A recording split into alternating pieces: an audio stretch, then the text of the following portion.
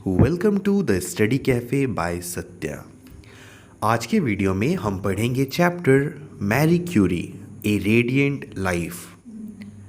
यह chapter Marie Curie के ऊपर है। तो इस चैप्टर को जब हम पढ़ेंगे तो हमें पता चलेगा कि मैरी क्यूरी कौन थी, मैरी क्यूरी का साइंस में कितना कंट्रीब्यूशन था, किस चीज़ के लिए कंट्रीब्यूशन था, मैरी क्यूरी का बचपन का लाइफ कैसा था, वो कितना स्ट्रगल करके इतना बड़ी साइंटिस्ट बनी। तो ये सभी बातों को हम लोग इस चैप्टर में पढ़ेंगे।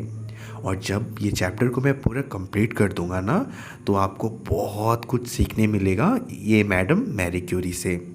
और मुझे पक्का भरोसा है कि जितने भी बच्चे हैं, स्पेशली गर्ल्स, उनको बहुत मोटिवेशन मिलेगा इस चैप्टर को पढ़ने के बाद।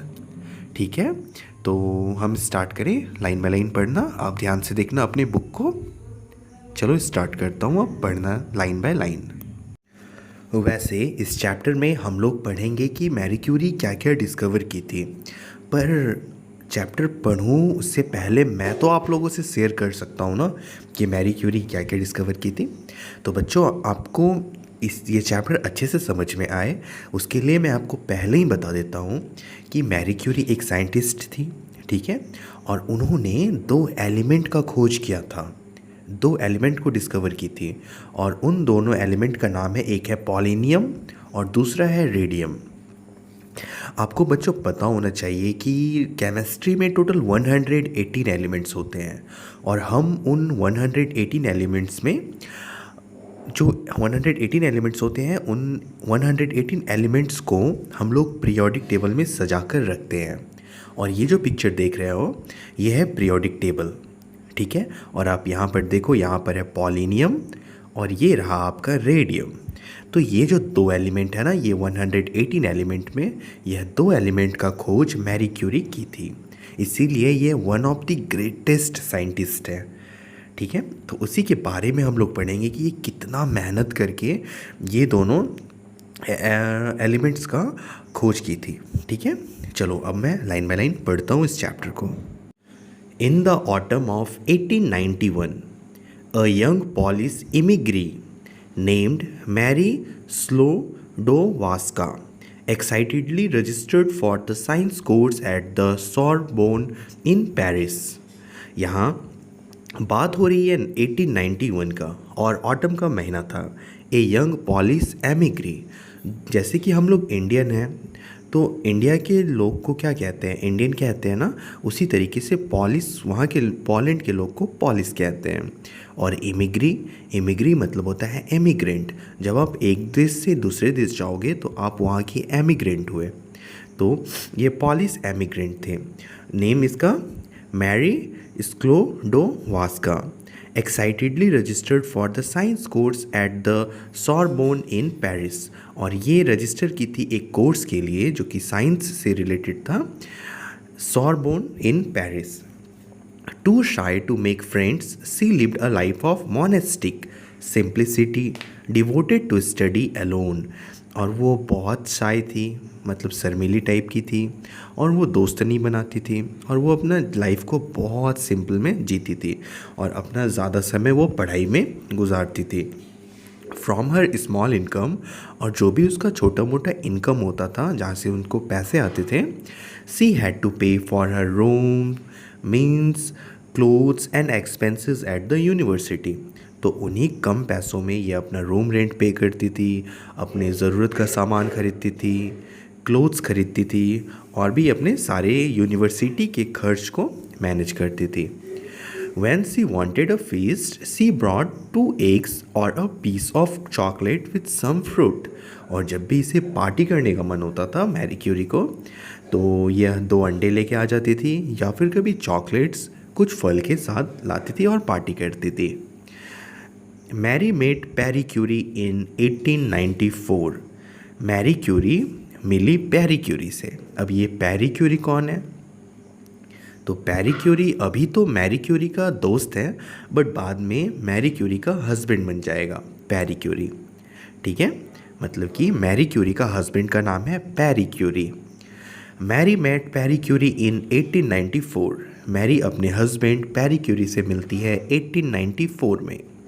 A French scientist of genius, Parry, like her, was devoting body and soul to scientific research.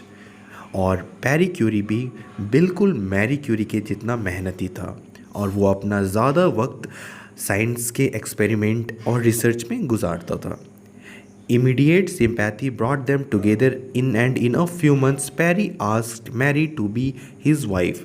और दोनों बहुत अच्छे दोस्त बन गए फिर बाद में. और बाद में पैरी क्यूरी ने प्रपोज किया मैरी क्यूरी को, क्या तुम मुझसे शादी करोगी? तो मैरी क्यूरी मान गई, बट इतने आसानी से नहीं. क्यों? But to marry a Frenchman meant she had to leave her beloved oppressed Poland, and so 10 months passed before Mary finally accepted. और अगर मैरी क्यूरी जब शादी कर लेती पैरी क्यूरी से तो मैरी क्यूरी को अपना जो जहाँ पे मतलब होमलैंड है ना उसे छोड़ना पड़ता, पोलैंड को छोड़ना पड़ता. तो 10 महीने के बाद वो प्रपोज़ल एक्सेप्ट कर ली पैरी क्यूरी का. Their life together in a little flat was singularly lacking in comfort. और वो एक छोटे से फ्लैट में रहते थे जहाँ पर कंफर्टेबल बिल्कुल भी नहीं था. They refused the furniture offered to them by the Paris father. और उनका फ्लैट इतना छोटा था, मतलब उनका घर इतना छोटा था कि जो पैरी क्यूरी के फादर फर्नीचर ऑफ़र किए थे वो भी मना कर दिया, यह बोल के कि वहाँ तो जगह ही नहीं है फर्नीचर रखने का. The bare quarter was furnished with only with books, 2 chair and a white wooden table. और वो पूरा कमरा किस चीज़ से था, वो क्वार्टर किस चीज़ से फर्निश्ड था? वो जो रूम था ना मैरी क्यूरी और पैरी क्यूरी का, उस रूम में सिर्फ बुक्स था, 2 चेयर था और एक वाइट वुडन टेबल था. वाइट कलर का एक लकड़ी का टेबल था. On the table were treatises on physics, a lamp, a bunch of flowers, and that all was all.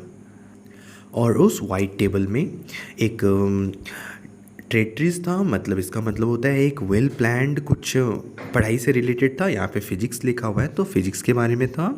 A lamp था, एक लैम्प था, ए बंच ऑफ फ्लावर्स और कुछ फूल का गुच्छा था, एंड दैट वाज ऑल. बस यही सारी चीज़ थे उस टेबल पे, वाइट टेबल पे.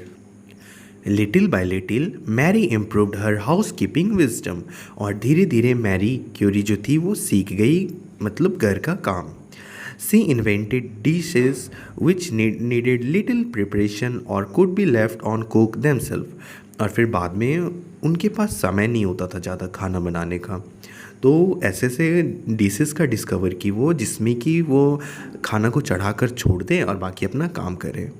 तो ये सब कुछ इन्वेंट की वो. Before going out Marie would regulate the flame with a physicist precision. Then in a quarter of an hour का मतलब 15 मिनट्स, ठीक है, 15 minutes bend over other container she would regulate the flame on the laboratory burner with the same careful gesture. तो इस तरीके से Marie Curie अपने काम को और खाना बनाने का जो काम था इसे मैनेज करती थी. ये बहुत अच्छे से टाइम को मैनेज करती थी. तो बच्चों आज के वीडियो में मैं लेक्चर को यहीं तक रखता हूँ. नेक्स्ट वीडियो में मैं कंटिन्यू करूँगा आगे का एक्सप्लेनेशन. आई होप आपको ये स्टार्टिंग का वीडियो अच्छे से समझ आया होगा. I hope so. अगर आपको आया है तो आपको पूरा स्टोरी बहुत अच्छे से समझ आ जाएंगे. और अगर आपको अभी तक कुछ भी नहीं समझ आया तो आप वीडियो को फिर से देखो, आपको अच्छे से समझ आ जाएगी, ठीक है. और आपको यहाँ तक कैसा लगा वीडियो प्लीज़ मुझे कमेंट सेक्शन में बताना. मुझे बहुत अच्छा लगता है आप लोगों का कमेंट्स पढ़ना. तो आप अच्छे अच्छे कमेंट्स मुझे कमेंट बॉक्स में लिखना कि आपको यहाँ तक कैसा समझ में आया और आप कितने एक्साइटेड हो आगे का एक्सप्लेनेशन के लिए, ये सभी बातें, ठीक है ना. मैं आपसे बहुत जल्दी मिलता हूँ नेक्स्ट वीडियो में और मैं बहुत जल्दी ये पूरे चैप्टर को, ये पूरे बुक को कंप्लीट करवा दूँगा, ठीक है ना. तब तक आप अपना ख्याल रखना, अपने मम्मी पापा का रिस्पेक्ट करना. Thank you so much for watching.